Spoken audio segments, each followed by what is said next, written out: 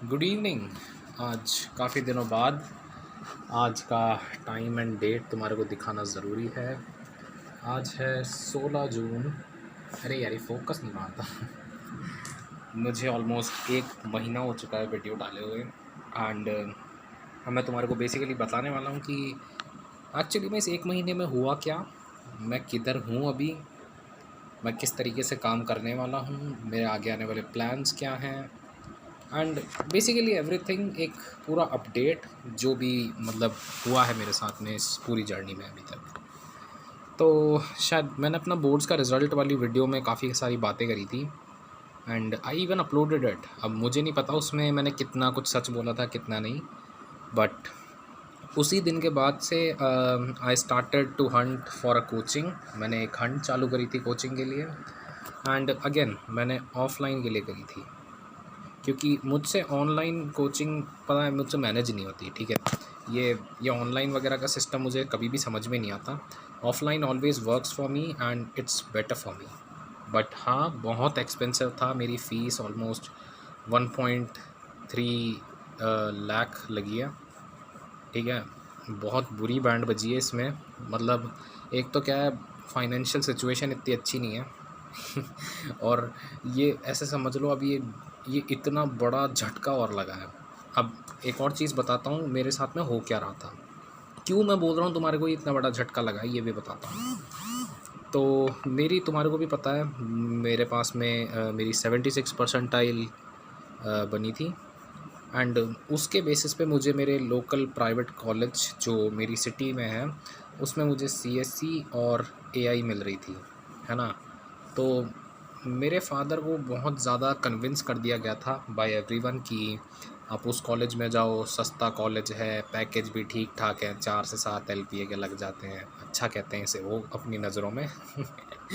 लेकिन ठीक पैकेज है, सीएससी मिल रही है, CSC matters the most, and बहुत ज़्यादा कन्विंस करने की कोशिश की गई थी मुझे। एंड पता है क्या, मुझे ऐसा लग रहा था कि वो इसलिए कह रहे हैं क्योंकि हमारी अच्छी नहीं है अभी फाइनेंशियल कंडीशन।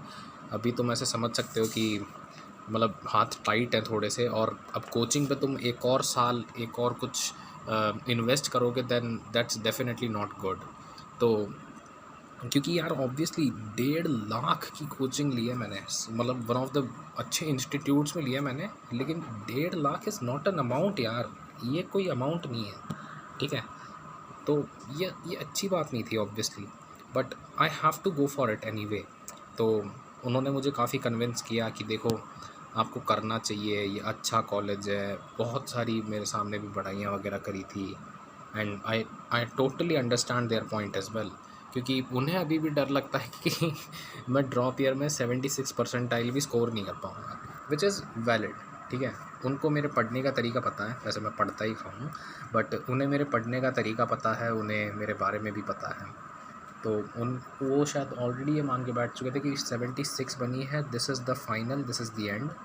एंड उन्होंने बस मुझसे ये बोला था कि अगर तू गिल्ट में जीना चाहता है कि अगर आगे जाकर तू मुझ पे नाम लगाएगा इस चीज़ के लिए कि उनकी वजह से मेरा फ्यूचर तबाह हुआ है, मेरा खुद का, तो उस चीज़ को अगर तेरे को रिग्रेट नहीं करना है तब तो तू ड्रॉप ईयर ले ले, कोचिंग वगैरह ढूंढ, scholarship exam they and just go for it.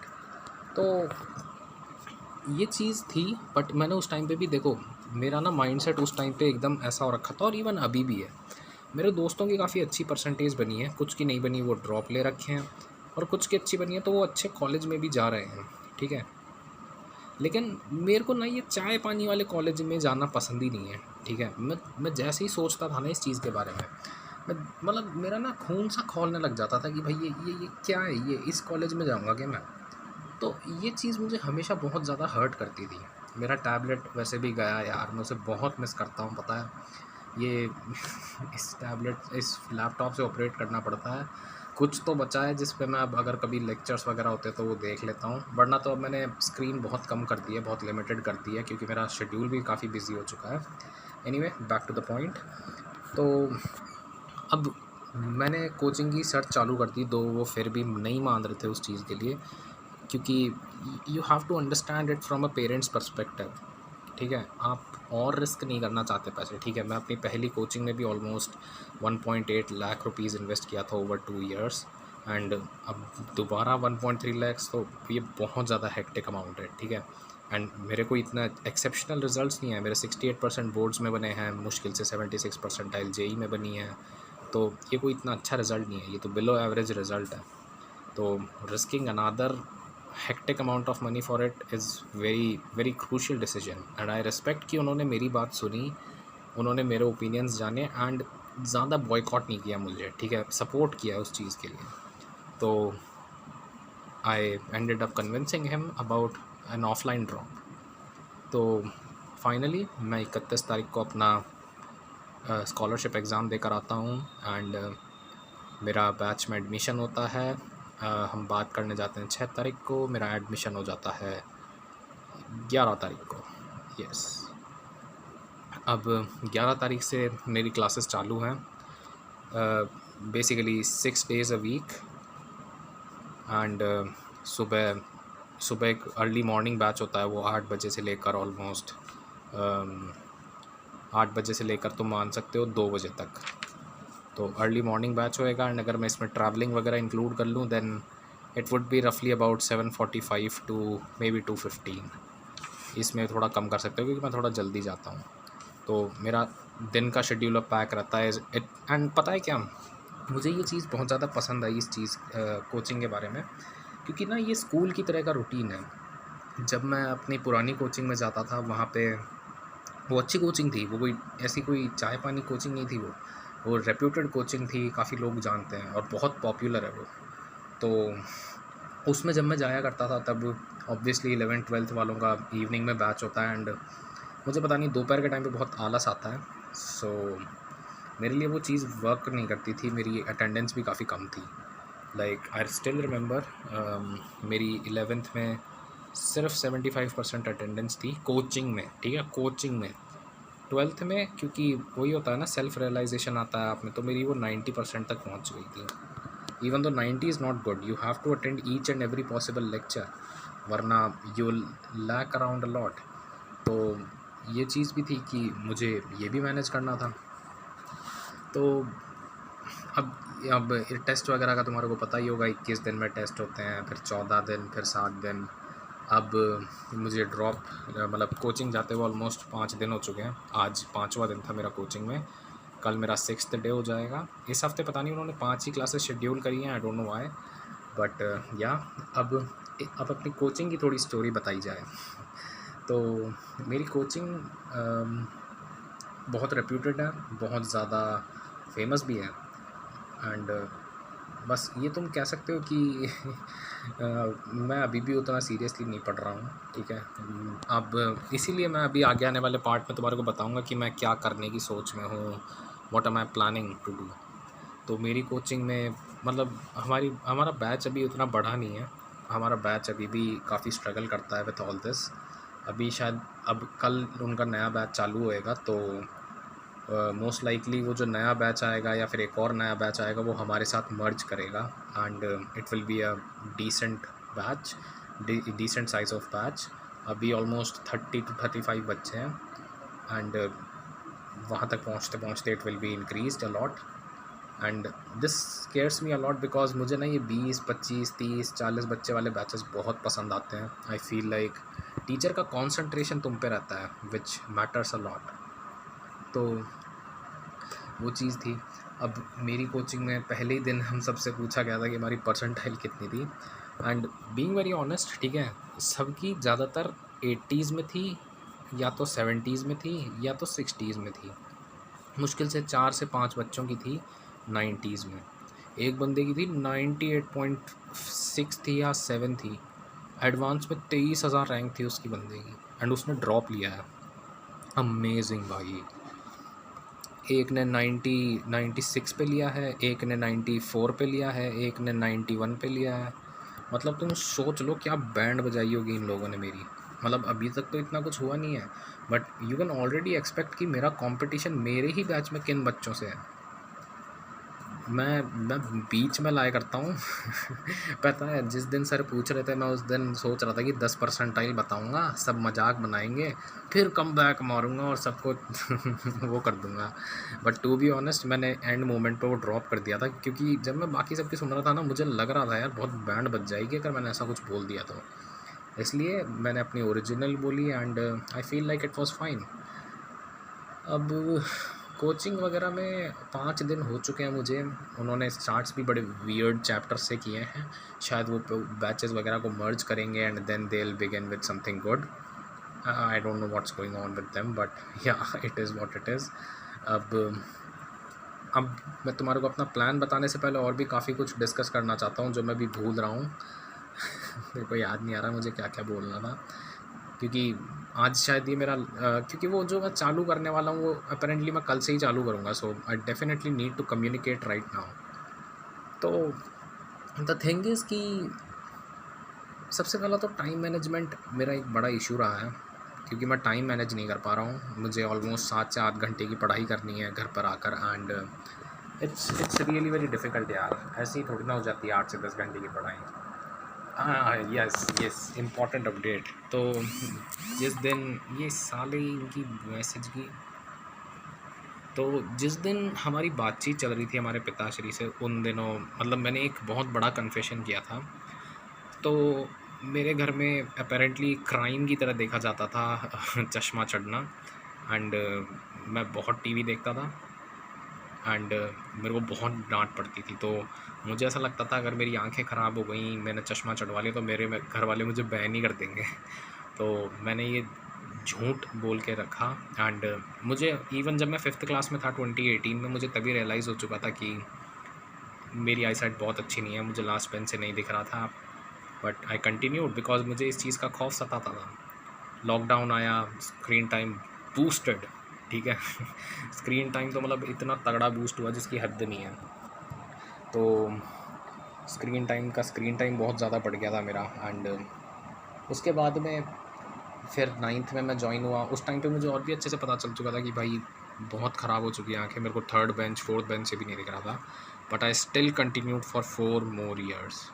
सच में मैंने 12th के एंड तक, जब तक वो जिस दिन रिज़ल्ट आया था ना मेरा, उस दिन बात करी थी मैंने अपनी आइज़ को लेकर एंड हैप्पीली मुझे उन्होंने कुछ बोला नहीं, ना ही मेरी फैमिली ने कुछ बोला and I don't even regret. मेरे चश्मे आ चुके हैं, ये हैं। अब वैसे तो मेरा स्क्वायर फेस शेप है, ये ग्रीन टिंट इस वजह से है क्योंकि इसमें वो भी है, ब्लू रे विजन भी है, तो इस वजह से थोड़ा ग्रीनिश दिखता है तुम्हारे को इसके अंदर सब कुछ। जैसे दिख रहा होगा शायद, है ना, ये थोड़ा ग्रीन दिख रहा है देखो, तो ये ब्लू रे से बचाता है इवेंचुअली, देखा, ये इतना।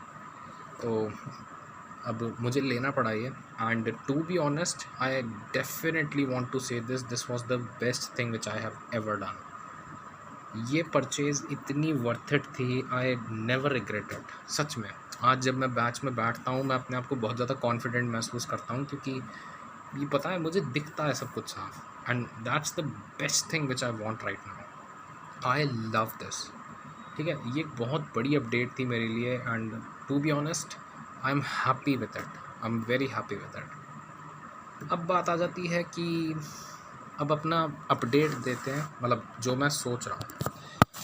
सो तुम्हारा भाई प्लान कर रहा है अ 75 डे हार्ड चैलेंज। इस 75 हार्ड डे चैलेंज में मैं सुबह 4:30 बजे से लेकर 5 बजे के बीच में उठ जाया करूँगा। फिर मैं रनिंग करके आऊँगा। मैंडेटरी है रन, हर दिन रनिंग करनी है, या हर दिन कभी साइकिल वगैरह चलाने निकल गए, लेकिन रनिंग साइकिलिंग बैलेंस रहना चाहिए। फिर आकर एक्सरसाइज करनी है जो भी अपने कोर की होती है, बाइसेप्स हो गई, पुशअप्स हो गए, सिटअप्स हो गए, वगैरह वगैरह। फिर जल्दी फ्रेश होकर कोचिंग जल्दी पहुंचना है। फिर कोचिंग जल्दी पहुंच के अपने को रिवीजन करना है उधर बैठ के, जो भी कल पढ़ा है उसका। अपने लेक्चर्स को अच्छे से अटेंड करना है। फिर डाउट क्लासेस में अच्छे तरीके से उनका यूज़ लेना है। घर पर आकर मिनिमम 7 से 9 घंटे की पढ़ाई करनी है। एंड उसका भी एक सीक्वेंस मैं सेट करके रखूँगा कि मैं हर दिन ये करूँगा वो करूँगा, टाइप ऑफ शिट। हर दिन मिनिमम 7 घंटे की नींद लेनी है। 7 घंटे मेरे लिए स्वीट स्पॉट है, आई लव इट। 7 से 6 घंटे मान लो, उल्टा बोल रहा हूँ मैं, लेकिन जो भी है। एंड ऑब्वियसली मुझे अपना स्क्रीन टाइम कम करना है। तो अब ये 75 डेज़ हार्ड चैलेंज मैं कल से चालू करूँगा, 17 जून से। मैंने पहले सोचा था कि मैं शेव भी नहीं करूँगा, but I look good without shave, तो मैं करूँगा, मतलब ट्रिम ही करता हूँ मैं तो 1 सितंबर तक ये अपना चैलेंज चलेगा। तो अब कल से इसकी डेली अपडेट्स आना चालू हो जाएंगी। I will again start to record all my progress which I will make and will keep you updated with it as well. जैसे आज मैंने ड्राई रन की थी इसकी, आज 16 था, डे 0 था। तो मैंने टारगेट्स बनाए थे कि मैं स्टेट ऑफ मैटर के PYQ करूँगा, मोल कंसेप्ट, रिविजनरी, मोल, BIOC, ये है डायमेंशंस के questions, unit conversion, revision of errors, revision of today's lecture, determinants और PYQs, determinant revision, set revision. तो मैंने ऑलरेडी ये लिस्ट बनाई थी। एंड कुछ हो ना हो, मेरी पहली प्रायोरिटी ऑब्वियसली होगी रिविज़न, फिर होगी अपनी क्वेश्चन प्रैक्टिस, फिर होगा अपना लेक्चर। ठीक है, मैं हर दिन कुछ चुनिंदा अमाउंट ऑफ क्वेश्चंस करा करूँगा PYQ वगैरह के, ताकि वो मुझे हेल्प कर सकें। तो वो भी चीज़ रहेगी। अभी भी मैं, मतलब मेरा बैकलॉग ऐसा कुछ क्रिएट नहीं हुआ है, बट मैं क्वेश्चन प्रैक्टिस में भी काफ़ी पीछे हूँ, तो मुझे उसमें भी काफ़ी तगड़ा बूस्ट मारना है। एंड वैसे तो कल मैथ्स की क्लास ऑफ है, तो ये अच्छी बात है मेरे लिए, क्योंकि अब मेरे पास में मैथ्स के लिए टाइम रहेगा, तो मैं एक और दिन मैथ्स में इन्वेस्ट कर पाऊँगा। क्योंकि आज भी देख लो, ड्राई रन में सिर्फ एक टास्क पूरा हुआ है मेरा। यार पता है कि मेरी स्पीड ही बहुत स्लो है। जैसे अभी मैं इसमें से सॉल्व कर रहा था PYQ बुक में से, एंड मेरे से 2 डिटर्मिनेंट के सवाल बनने में सोचो कितना टाइम लगा होगा, मतलब रिवीजन और ये करने में मुझे ऑलमोस्ट 1.25 घंटा लग गया। 1.25 घंटा मेरी बैंड बज जाएगी अगर मैं इस तरीके से चलूँगा तो। अब इसमें भी पहली चीज़ ये है कि मुझे जल्दी से जल्दी जो उनका AIR बैच है ना हमारी कोचिंग का, मेरे को उसमें घुसना है, जो बहुत आसान नहीं होने वाला, क्योंकि ये साले 98, 97, 95 वाले ड्रॉप ले लेकर बैठे हैं। इनको ऑलरेडी क्लैरिटी है काफ़ी ज़्यादा, मुझसे भी, और मैं तो पढ़ा भी नहीं हूँ पिछले 2 महीने से, जब से रिज़ल्ट आया है। ये चीज़ मुझे बहुत ज़्यादा हर्ट कर रही है। तो AIR बैच में घुसना है, एंड वो होएगा शायद 3 टेस्ट के बाद में होएगा वो। तो ऑलमोस्ट 63 डेज़ का टाइम पीरियड है मेरे पास में, 63 से 75, मतलब यही मान लो इस 1 सितंबर से पहले पहले बहुत कुछ डिसाइड हो जाएगा मेरी लाइफ में। तो अब इन 75 डेज़ चैलेंज में मैं हर दिन तुम्हारे को अपडेट करा करूँगा कि मैं आज क्या करने वाला हूँ। मैं हर दिन अपना प्लान शेयर करूँगा, और मेरा रेडिट अकाउंट जो है मैं उस पर भी अब एक्टिव होने वाला हूँ। उस पर भी मैं अब हर दिन पोस्ट किया करूँगा about what am I going to मेरे टारगेट्स क्या होने वाले हैं। एंड ये टारगेट्स बहुत लिमिटेड टाइम के लिए होंगे, up till my coaching starts, क्योंकि मैं दिन के टारगेट बनाकर चलता हूँ, मुझसे होते नहीं है। क्लास के बाद, क्लास के बीच में जो मैं बनाता हूँ, वही हमेशा मेरे लिए वर्क करते हैं। तो बेसिकली यही सब है। ठीक है, अभी 9 बज रहे हैं, अभी बैठूँगा, ये मैथ्स के क्वेश्चन निपटाऊँगा, और एक बार तीनों सब्जेक्ट्स का रिविजन करेंगे, क्योंकि ये ज़रूरी है। बहुत बातचीत हुई टीचर्स वगैरह से भी, उन्होंने भी काफ़ी किया। अभी तक वैसे मैंने एक भी डाउट नहीं पूछा है, नहीं मतलब डाउट पूछा तो है, लेकिन वैसे क्वेश्चन वगैरह नहीं कर रहा। तो ऑब्वियसली मेरे को क्वेश्चन प्रैक्टिस आवर्स पढ़ाने हैं, स्पीड डेवलप करनी है, काफ़ी कुछ है। तो ये 75 डेज़ चैलेंज को मैं एज एन अपॉर्चुनिटी देख रहा हूँ। एंड हाँ, मैंने इसमें इंक्लूड नहीं किया, बट नो शुगर, यस, मुझे शुगर बिल्कुल बंद करनी है। शुगर वगैरह बिल्कुल बंद करनी है, मतलब दिन में लगभग 3 लीटर पानी पीना है। तो या 3 नहीं, 3 से 4 लीटर। तो ये भी है, मतलब जितने भी गोल्स हैं ना, वो मैं इस 75 डेज़ हार्ड चैलेंज पर छोड़ रहा हूँ, जिसमें मैं एक भी दिन क्विट नहीं करने वाला हूँ। वैसे तो कल शायद मैं कोशिश करूँगा, कल तो शायद मुश्किल होए, बट जैसे मैं आज थोड़ा जल्दी सोने की कोशिश करूँगा, ताकि मैं कल सुबह जल्दी 4, 4:30 पे उठ सकूँ, and I can actually go for a run. But let's see what will happen. अभी के लिए तो आई गेस इतना ही है। कल से दोबारा सब कुछ चालू होएगा। ये सेटअप भी मैंने बदल दिया था, शायद तुम्हारे को पता दिया होगा मैंने पहले ही। एंड कल से वीडियो रिकॉर्डिंग दोबारा चालू होएगी। बस ये चीज़ है कि मैं तुम्हारे को अपडेट नहीं कर पाऊँगा अबाउट मैं कितने घंटे पढ़ रहा हूँ या नहीं, या फिर मेरे को स्क्रीनशॉट लगाना पड़ेगा उस चीज़ का या मैं ना डाउनलोड करके दिखा दूँगा, शायद इस लैपटॉप पे चल जाता है व्हाट्सएप वगैरह। तो देखते हैं क्या होता है, ठीक है। अब मिलते हैं कल। और कुछ कहना है क्या मुझे? देखो, मुझे इतना पता है मेरे वीडियोस पे व्यूज़ नहीं आते, इतना देर तक कोई भी नहीं देखता, मैं कभी भी इतना इंगेजिंग कंटेंट नहीं बनाता, बीइंग वेरी स्पेसिफिक। तो ऑब्वियसली इसे मेरा फ्यूचर ही देख रहा होगा। तो देख भाई, मेरे फ्यूचर में सिंपल यही चीज़ बोलूँगा कि अभी मैं एक ऐसे स्टेट में हूँ कि मुझे थोड़ा कन्फ्यूज़्ड हूँ मैं। लेकिन अब मुझे नहीं पता ये 75 दिन का कैसे वर्क करने वाला है, बट मुझे बस अपने आप से इतना वादा रखना है कि मैं पूरी तरीके से कमिटेड हूँ, वरना बैंड बज जाएगी। वरना मतलब तुम मान लो अभी भी मेरे पास में अपॉर्चुनिटी है, मुश्किल से 5 क्लासेस 15 लेक्चर हुए हैं, अगर अभी भी मैंने ग्रिप लूज़ कर दी मैं ख़त्म हो जाऊँगा। कल से एक नया चैप्टर चालू हो रहा है, कल मेरी मैथ्स की क्लास भी ऑफ है, तो I definitely have to step up, कैसे भी करके स्टेप अप करना पड़ेगा। सो मिलते हैं, बाय।